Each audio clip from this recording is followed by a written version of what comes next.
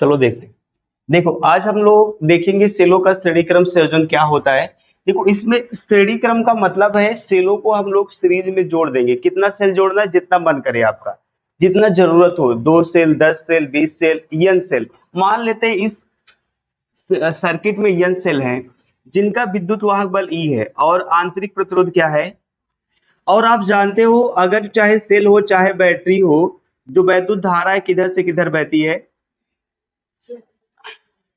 हाँ, इधर से ना, पॉजिटिव टर्मिनल से नेगेटिव टर्मिनल से, आप कह सकते हैं नेगेटिव से पॉजिटिव से नेगेटिव की ओर बहती है। और सेल का जो विद्युत वाहक बल होता है उसकी दिशा भी नेगेटिव से किधर होती है? पॉजिटिव की तरफ। तो इसमें एन सेल जोड़े गए, एन सेल जिनका विद्युत वाहक बल ई है और आंतरिक प्रतिरोध कितना है, और सबको एक कुंजी और बाह्य प्रतिरोध के द्वारा कनेक्ट कर दिया गया है। ठीक है, अब देखो यहां से अगर हम लोग कुल देखो विद्युत वाहक बल को ऐसे हम लोग इतना एन विद्युत वाहक बल को ऐड किए हैं, ये एन, और कुल अगर लिखोगे ना, कुल विद्युत वाहक बल लिखोगे तो ये हो जाएगा एन ई।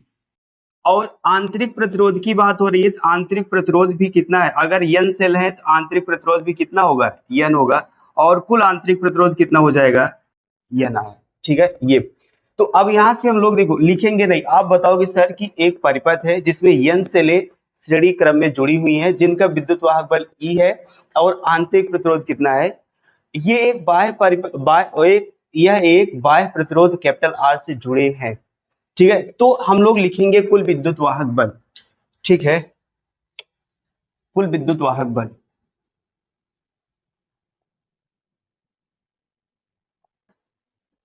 कुल विद्युत वाहक बल बराबर कितना होगा? कुल आंतरिक प्रतिरोध कितना होगा? आंतरिक प्रतिरोध बराबर एन आर हो जाएगा। ठीक है, देखो ये कुल आंतरिक प्रतिरोध है। अगर पूरे परिपथ का प्रतिरोध लोगे तो कितना होगा?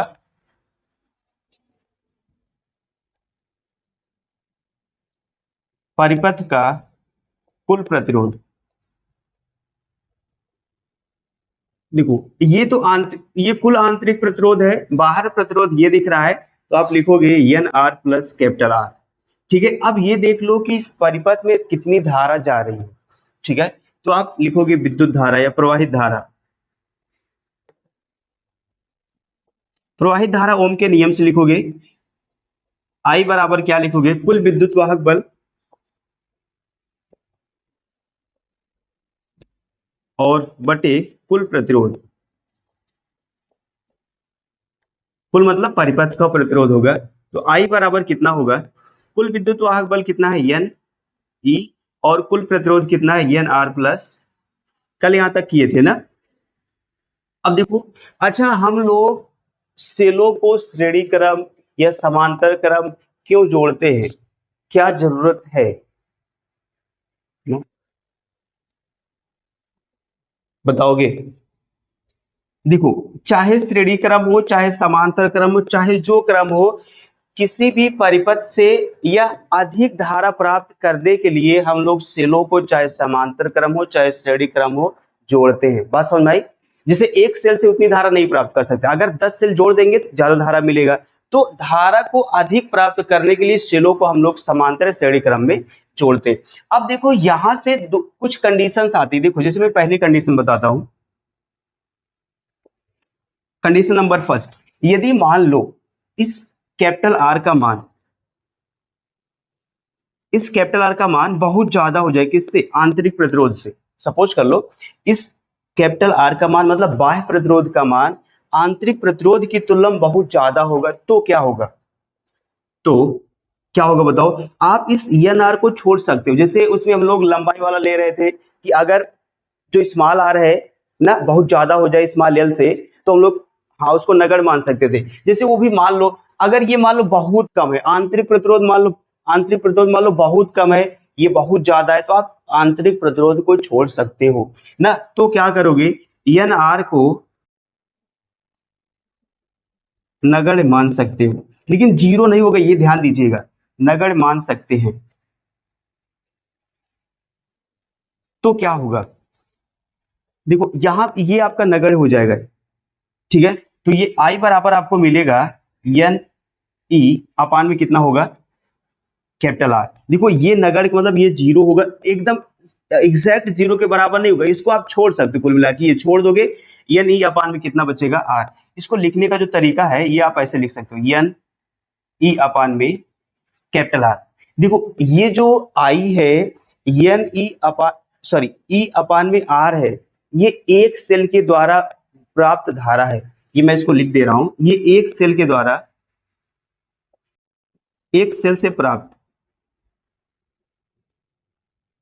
धारा। अब यहां देखो आप बताओगे सर कि जब बाह्य प्रतिरोध आंतरिक प्रतिरोध की तुलना में ज्यादा होता है तो जो एक सेल से मिली धारा है ना, या आप ऐसा कह लो जो इन सेलों से ना, इन सभी सेलों से मिली धारा है वो एक सेल के n गुना होता है, एक सेल से प्राप्त धारा का n गुना। फिर से सुनोगे, यदि बाह्य प्रतिरोध आंतरिक प्रतिरोध की तुलना में बहुत ज्यादा है तो सभी सेलों से प्राप्त धारा एक सेल से प्राप्त धारा का n गुना होता है।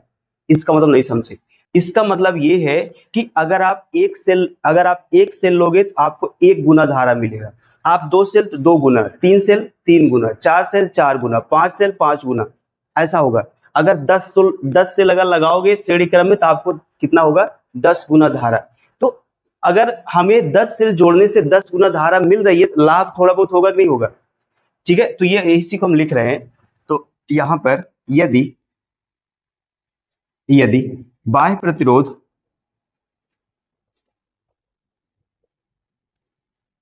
आंतरिक प्रतिरोध की तुलना में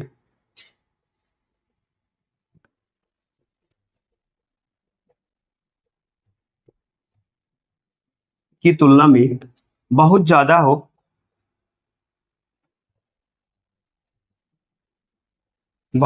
हो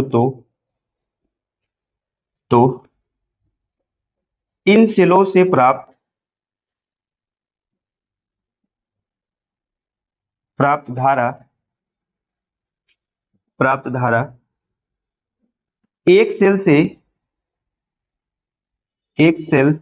से प्राप्त धारा के प्राप्त धारा का n गुना होता है। अतः इस स्थिति में सेलों को जोड़ने से लाभ होगा, सेलों को जोड़ने से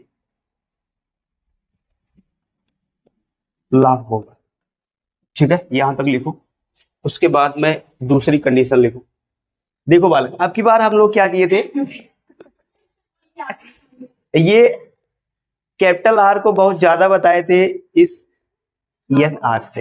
हाँ, और अब की बार आप क्या करोगे, एन आर को बहुत ज्यादा बता दो भाई, मतलब इस आंतरिक प्रतिरोध को बहुत ज्यादा बता दो, किसकी तुलना में। ये कैसे, ये कंडीशन बना रहे हैं। हाँ ऐसे दो कंडीशन हो सकती है, या तो बाह्य प्रतिरोध बहुत ज्यादा होगा आंतरिक प्रतिरोध से, या तो आंतरिक प्रतिरोध बहुत ज्यादा हो सकता है बाह्य प्रतिरोध, दो ही कंडीशन बनती है। इसको लिख रहे हैं। तो यदि आंतरिक प्रतिरोध बाह्य प्रतिरोध से बहुत ज्यादा है तो क्या होगा, आप इसको छोड़ सकते हो, तो आर को छोड़ सकते हैं। अब क्या होगा, अगर आर को छोड़ देंगे तब यहां से आई बराबर क्या होगा, एन ई अपान में कैपिटल आर को छोड़ देना, बचेगा क्या, ये वाला इससे कट जाएगा, तो आई बराबर कितना मिलेगा, ई अपान में स्मॉल आर। ये अब ये बताओ, जो ये ई अपान में आर है वो एक सेल से प्राप्त धारा है, एक सेल से प्राप्त धारा है। अब अगर आप बहुत से सेलों को जोड़ रहे हैं, तो जो कुल धारा है ना वो एक सेल से प्राप्त धारा के बराबर होगा।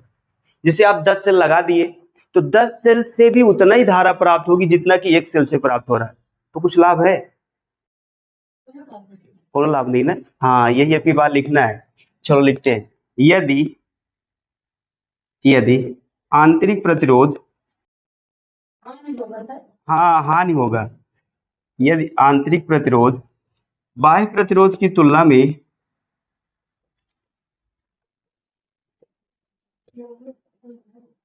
बाह्य प्रतिरोध की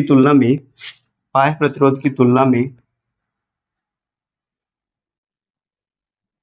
बहुत ज्यादा हो तो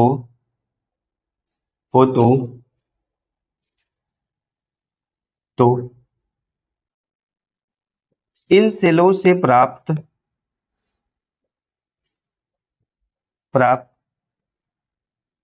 धारा एक सेल से प्राप्त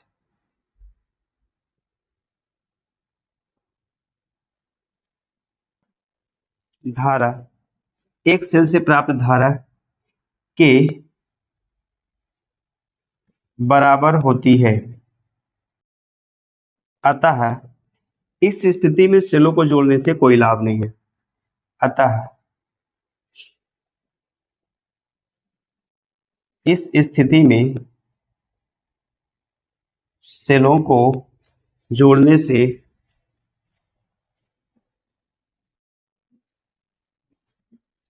कोई लाभ नहीं है।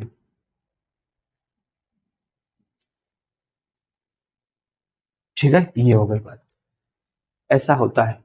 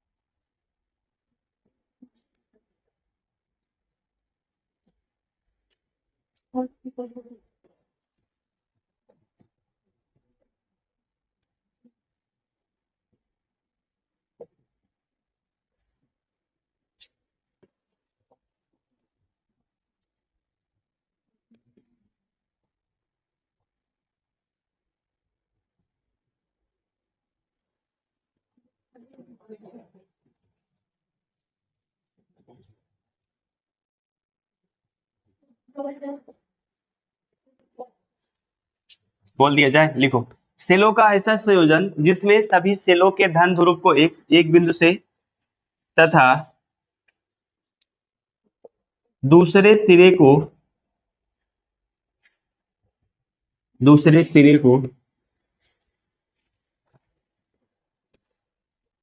दूसरे बिंदु से जोड़ देते हैं तो इसे समांतर क्रम संयोजन कहते हैं।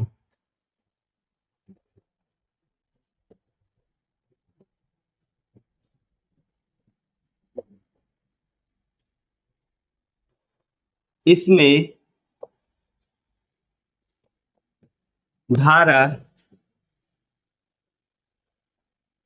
अलग अलग मतलब होती है। ठीक है, अलग अलग होती है, या इसमें धारा समान नहीं होती है। धारा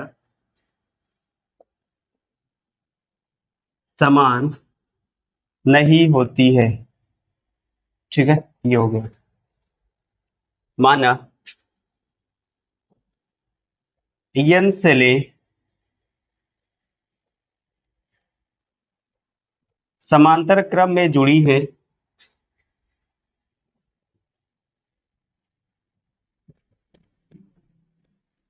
है जिनका कुल विद्युत वाहक बल कैपिटल E और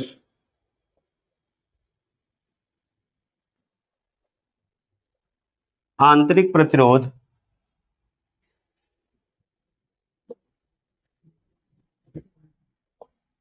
स्मॉल r है। यदि आंतरिक प्रतिरोधों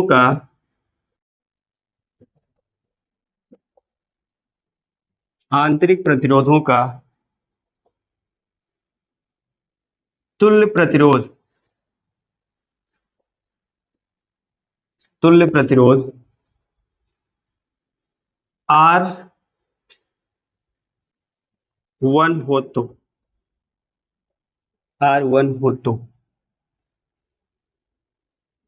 तो 1/R1 equal to 1/R plus 1/R plus 1/R plus 1/R plus dot dot so on, ये n तक जोड़ना है। तो ये होगा 1/में R1 इक्वल टू n/r, और यहां से आप R1 निकालोगे तो R/में n आएगा। ठीक है, यहां तक अच्छे से लिखो। देखो ये है, ये देखो यहाँ पर हम लोग 1/r 1/r 1/r 1/r इसको n पदों तक ऐड कर दिए। जब इसको n पदों तक ऐड करोगे ना, तो जैसे हम लोग अभी क्या किए थे, e plus e plus e plus e, इसको कितनी बार जोड़े थे, n बार। तो ये कितना हुआ था, n e। अब देखो अगर मान लीजिए यहाँ पर 1/, ये होता तो ये क्या होता, ये भी तो n/, में क्या होता, e होता ऐसे। वही यहाँ पर कितना 1/r है, तो n बार जोड़ोगे तो कितना होगा, ये होगा n/r। और देखो ये R1 है, इसको ऊपर लेके चलो तो ये भी पलट जाएगा।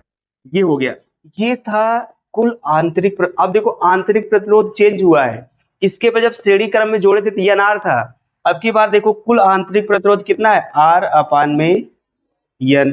अब परिपथ का कुल प्रतिरोध लिखो, परिपथ का कुल प्रतिरोध कितना होगा बताओ, कुल प्रतिरोध कितना होगा, ये R/n में n है, बाह्य प्रतिरोध कितना है, कैपिटल R हो गया। ठीक है, तो आप प्रवाहित धारा निकालोगे, प्रवाहित धारा I बराबर, देखो कुल विद्युत वाहक, ध्यान दीजिएगा इसमें कुल विद्युत वाहक बल n e नहीं है, ओनली E है। चूंकि ये ना बैटरी बन जाएगा तो इसका विद्युत वाहक बल एक ही होगा।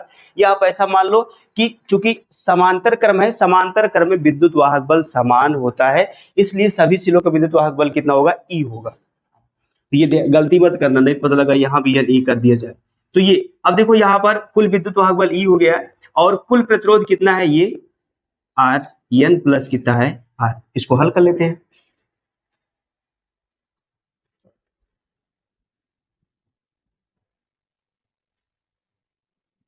तो यहां से I बराबर, ये होगा E/, में ये इसका एक में ये हो जाएगा R, और इसका n में गुणा कराओगे तो होगा n कैपिटल R। ये n जो है ऊपर चला जाएगा, इतना आएगा। तो प्रवाहित धारा आ जाएगा n e/, में small r plus n r, ये होता प्रवाहित धारा। अब यहां भी कंडीशन आएगी, कंडीशन फर्स्ट। यहां मान लेते हैं कंडीशन फर्स्ट में, यदि कैपिटल R का मान बाह्य प्रतिरोध का मान आंतरिक प्रतिरोध से बहुत ज्यादा हो जाए तो क्या होगा, तो ये जो प्रवाहित धारा होगी, तो हम लोग क्या कर सकते हैं, इस स्मॉल r को नगण्य कर सकते हैं, छोड़ सकते हैं, छोड़ सकते हैं। अगर छोड़ देंगे तो जो प्रवाहित धारा वो कितनी होगी, n e। अब इसको स्मॉल r को छोड़ देंगे, स्मॉल r को छोड़ेंगे तो कितना होगा, n कैपिटल R, ये वाला इससे कट जाएगा। तो I बराबर कैपिटल E/, में कैपिटल R। ये एक सेल से प्रवाहित धारा है। इसका मतलब है कि अगर आंतरिक प्रतिरोध बहुत ज्यादा होगा, यदि बाह्य प्रतिरोध आंतरिक प्रतिरोध से बहुत ज्यादा होगा, तो कुल सेलों से प्रवाहित धारा जो है एक सेल से प्रवाहित धारा के क्या होगी, बराबर होगी। अगर कुल सेल से प्रवाहित जो धारा है एक सेल से प्रवाहित मतलब एक सेल से मिलने वाली धारा के बराबर होगा, तो ऐसे में या इस स्थिति में सेलों को समांतर क्रम में नहीं जोड़ना चाहिए, क्योंकि कोई लाभ नहीं है। अरे जब 20 सेल से उतनी धारा मिले जितने एक सेल से मिल रही है, तो क्या मतलब है जोड़ने पर, नहीं जोड़ेंगे। ठीक है, लिखते हैं, यदि यदि बाह्य प्रतिरोध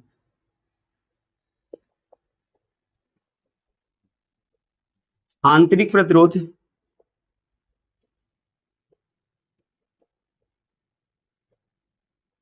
यदि बाह्य प्रतिरोध आंतरिक प्रतिरोध की तुलना में बहुत ज्यादा हो तो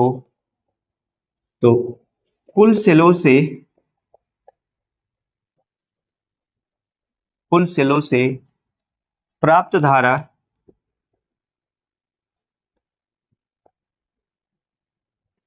प्राप्त वैद्युत धारा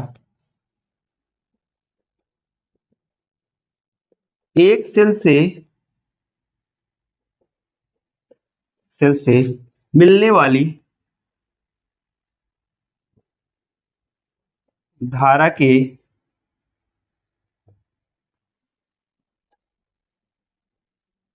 बराबर होता है। अतः इस स्थिति में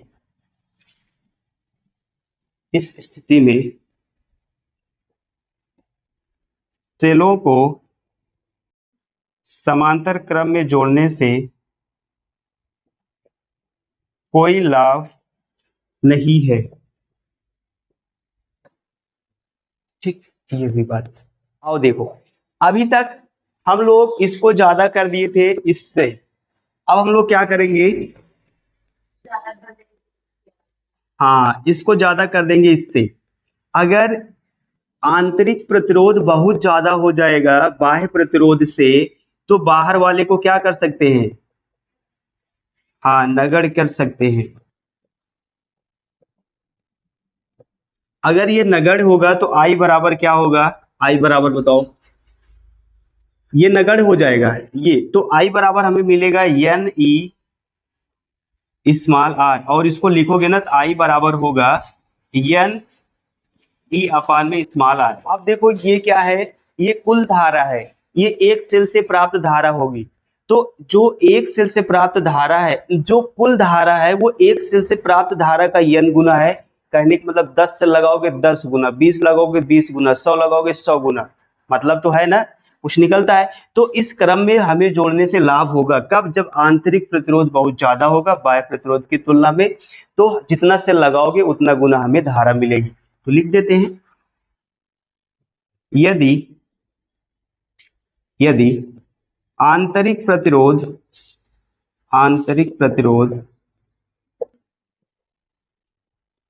बाह्य प्रतिरोध की तुलना में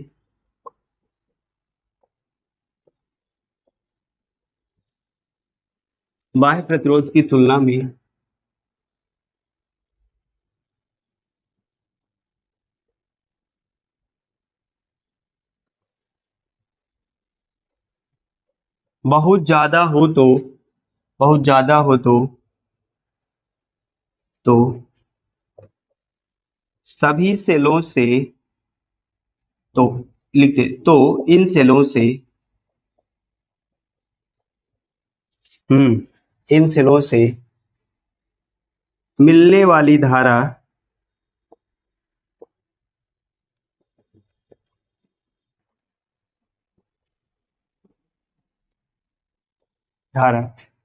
एक सेल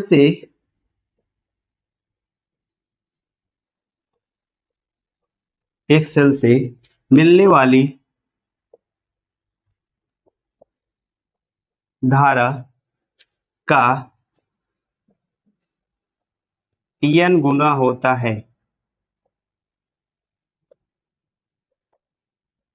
अतः इस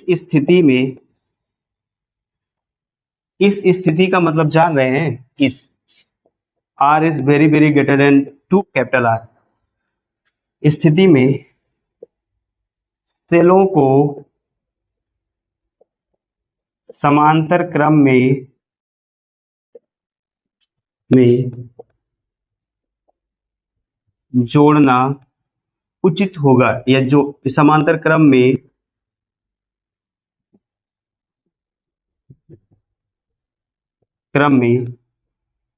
जोड़ना चाहिए, जोड़ने से लाभ होगा। ठीक है, ये हो। अब हम लोग मान लेंगे ना, ये जो सेल है, सेल का जो आंतरिक प्रतिरोध है वो अलग है। अगर सेल का आंतरिक प्रतिरोध अलग होगा विद्युत धारा भी जो प्रवाहित, जो विद्युत वाहक बल है वो भी अलग हो जाएगा, या विद्युत वाहक बल अलग होगा तो आंतरिक प्रतिरोध भी अलग अलग हो जाएगा।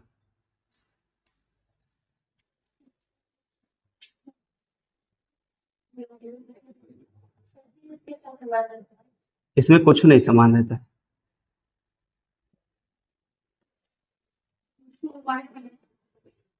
अगर बना लोगे तो अच्छा लगेगा।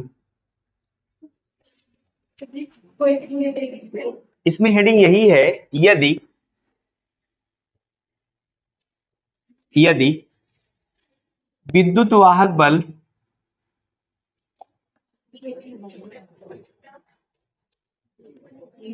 और आंतरिक प्रतिरोध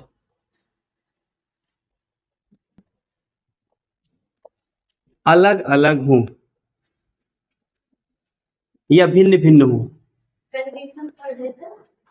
तो, हाँ कोई कंडीशन इसे बना लो या कुछ भी बना लो ना, ये यदि विद्युत वाहक बल और आंतरिक प्रतिरोध अलग अलग हो तो कैसे हम लोग निकालते हैं उसकी बात करते हैं।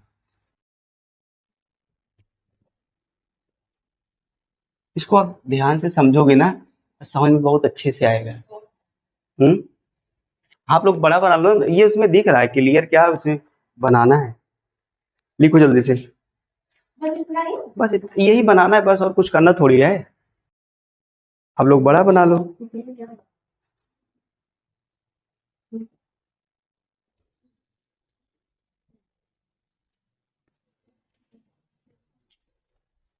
क्या है?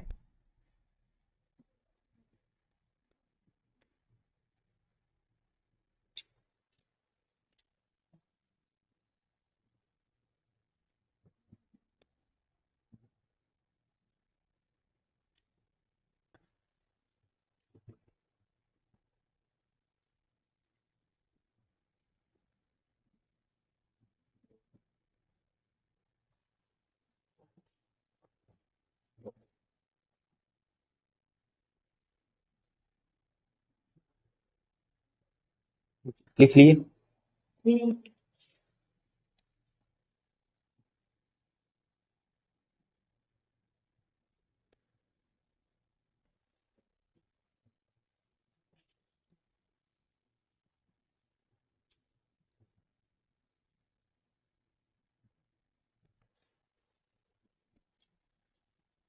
इतना देर? हम्म, हाँ हमारे यहाँ बन गया है। हाँ नहीं, जो अब वो सब वो लोग जाने, मुझे क्या पता। हाँ कांति पहुंचाने वाला था, एकदम नजदीक है।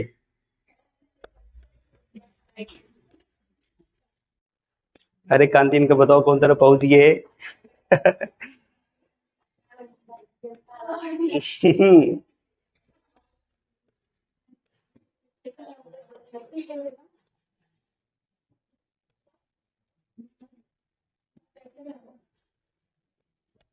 जिसको आम ले जाना होगा आइए हमारे बाग में। दिलवा ये लाइक आओ बटोर की, और का बहुत पेड़ आए। कहाँ? बहुत आया, सब अपन आए।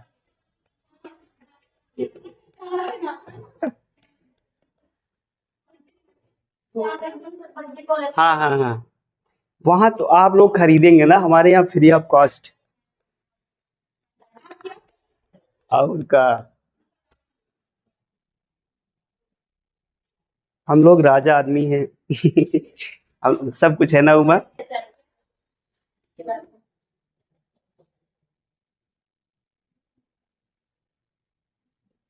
हमारे पूरे गांव में सिर्फ हमारे पास बाग है और किसी के पास नहीं है। एक एक वहां है, एक जो आप कह रहे हो राजा रानी वाला जो भी कह रहे हो वहां है, उसके बाद सेकंड बाग हमारी, किसी से पूछ लेना। बहुत दूर तक भागा, ये तो बात है। चलो आओ देखते हैं, बस शांत रहो। एक बात मैं भी थोड़ा सा समझा दूं, इसमें एक बात आप समझोगे, ये जैसे मान लो ये कोई डिब्बा है, क्या है इसमें प्रतिरोध लगा हुआ है, इसमें भी एक प्रतिरोध लगा हुआ है, ये बंद है, ठीक है, बंद है कि नहीं बंद है, इसका नाम देते ए बी सी डी। अब डिब्बे में डिब्बा नहीं है, बस इतना जानिएगा, ये प्लस है ये माइनस है, इस ये सेल है, सेल का आंतरिक प्रतिरोध मान लो कितना हो गया आर, और ये कितना हो गया कैपिटल आर, और इसमें धारा कितनी जा रही है, इसका विद्युत, हाँ इसका विद्युत वाहक बल मान लो ई है, ठीक है, कुछ भी मान लो, और इसमें धारा मान लो कितनी जा रही है, ये ऐसे गई यहां से। अब देखो क्या होता है, यहां धारा जाएगी, ये इसमें धारा, यहां से धारा आई आ रही, धारा आई जा रही है। अब इसमें हमें किरचॉफ का नियम लगाएंगे, बहुत सस्ता समझा दे, डरना मत। किरचॉफ का नियम ये कहता है कि सर जो प्रतिरोध है और उसमें जो धारा जा रही है उन दोनों का गुणनफल कर दीजिए। क्या? जो प्रतिरोध है उसमें जो धारा जा रही है उन दोनों का गुणा कर दीजिए। जैसे इसमें धारा जा रही है ना, ये हो जाएगा आई और आर, ठीक है। और यही देखो, अब यहां से चलोगे यहां चलोगे, देखो ये भी दोनों प्रतिरोध और धारा है कि नहीं है, इन दोनों को जोड़ दीजिए आई स्मॉल आर, और आप बराबर कर दीजिए जितने भी विद्युत वाहक बल लगे होंगे, एक विद्युत वाहक बल है इसके बराबर कर दीजिए। ये समझे कि नहीं समझे? अगर मान लो इसी में दो सेल होता तो क्या करते आप, मान लो ये E1 हो गया E2 होता, तो आप क्या करते, सेल के विद्युत वाहक बलों के योग के क्या होता, अगर एक ही दिशा में तो आप उन दोनों का योग कर देते, ऐसा कुछ होता। तो हम आपको ये बताने वाले हैं, किरचॉफ का नियम ये कहता है सर कि अगर किसी प्रतिरोध में जो धारा जा रही है उन दोनों का गुणा करा दीजिए, और इस परिपथ में जितने भी विद्युत वाहक बल लगे उसको बराबर कर दीजिए। नहीं समझे? हाँ, अब इसी में अप्लाई करेंगे हम लोग।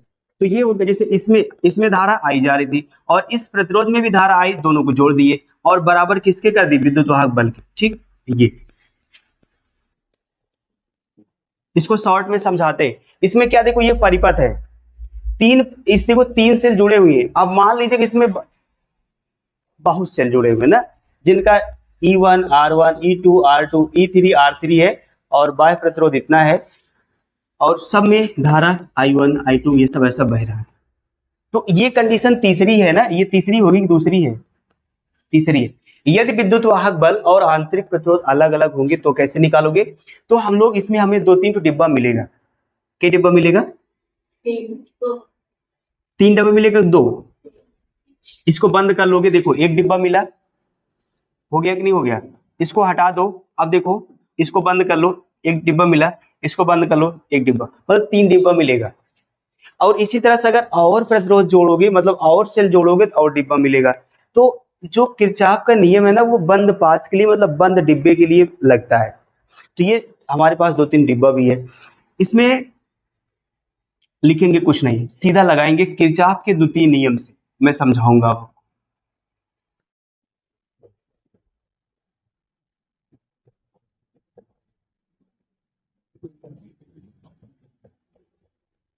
अब देखो, इसको इन दोनों को छोड़ दीजिए, छोड़ दिए, इन दोनों को छोड़ दो, छोड़े कि नहीं छोड़े?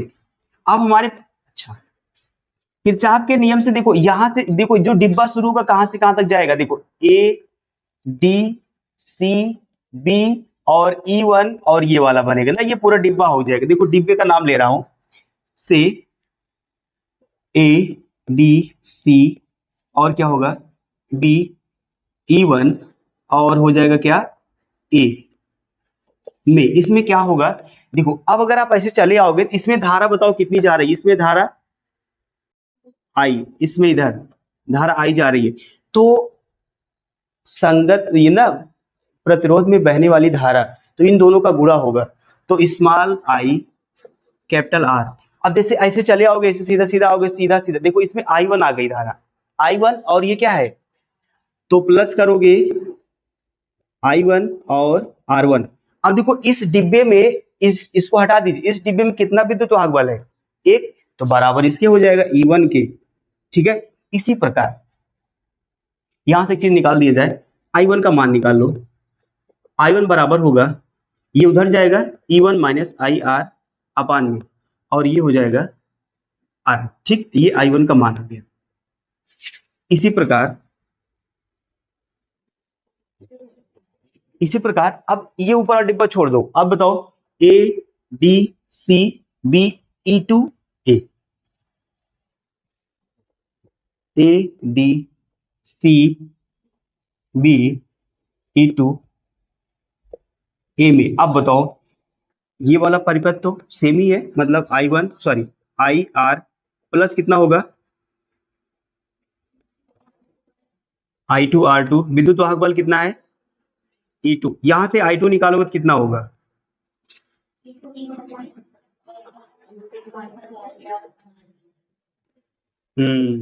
समझ गए ना।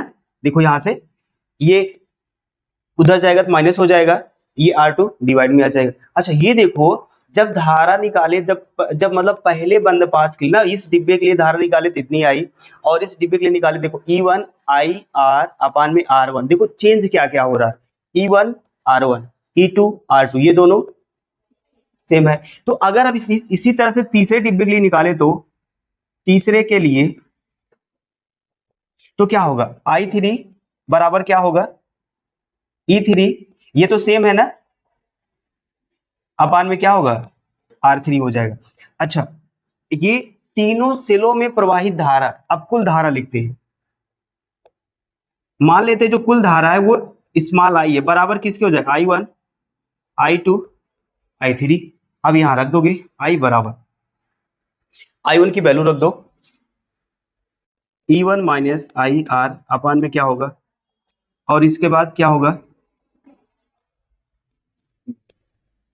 और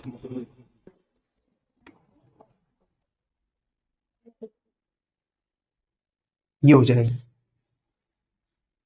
डायरेक्ट करते हैं थोड़ा सा, देखो ये होगा E1 अपान में R1 और उसके बाद आई आर, हाँ वही कॉमन लेना ही है। हाँ तो यहां देखो एक लाइन लिखे कि आप लोग समझ लोगे,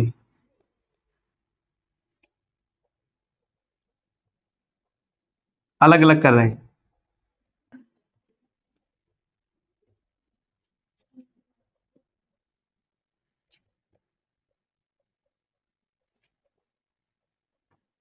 अब लिखो, इतना लिखो जल्दी।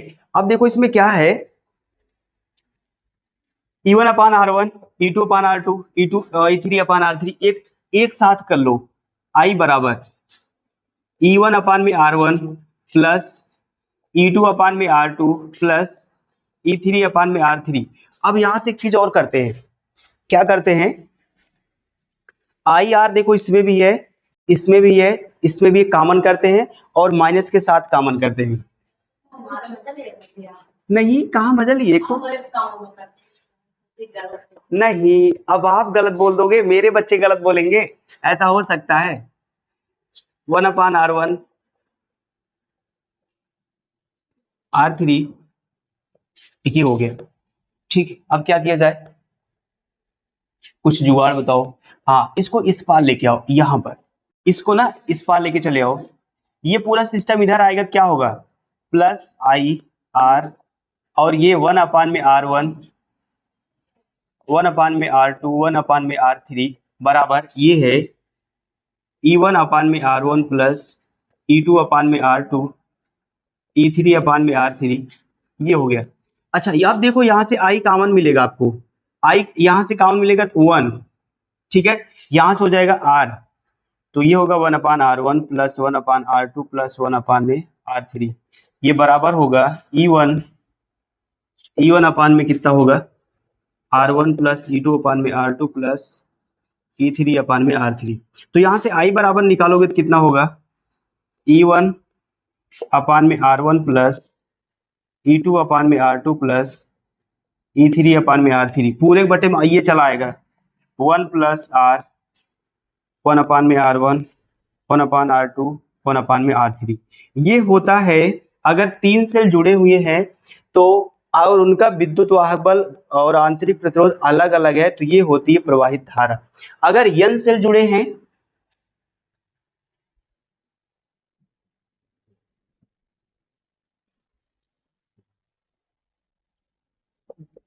यदि n सेलें हो तो, अगर n सेलें होंगी तो I बराबर ये होगा E1 अपान में R1 E2 अपान में R2 E3 अपान में R3 डॉट डॉट आप n कर दोगे यहीं पे, ठीक है। और ये होगा 1 में r, 1/r1, 1/r2, 1/r3 और plus dot dot so on, n तक छोड़ दोगे इसको, ठीक है। तो ये होता है प्रवाहित धारा अगर n सेल होंगी तो।